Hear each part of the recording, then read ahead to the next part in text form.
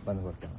కొండాయి bridge మీకు తెలుసు, కానీ కావాలని ఇప్పుడు అది 2023లో ముందే కూలిపోయింది. అయినా కూడా ఫస్ట్ మనం 9 కోట్లు ఇచ్చినాం. అక్కడ వచ్చే ఉధృతికి సరిపోవంటే ముఖ్యమంత్రి గారు, మన సీఎం రేవంత్ రెడ్డి గారు, మరి అట్లనే R&B మినిస్టర్ కోమటిరెడ్డి వెంకటరెడ్డి గారితో మాట్లాడి 16.5 కోట్ల రూపాయలు శాంక్షన్ చేయించినాం. మనం వాస్తవానికి మేడారానికి కూడా అందియాలని అనుకున్నాం ముందస్తుగా.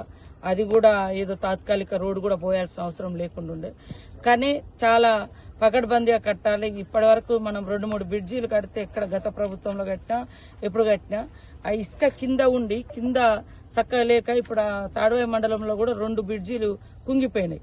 మొట్లగూడెంది, గోనెపల్లిది లాస్ట్ 4-5 ఏళ్ల క్రితం కట్టినాయి.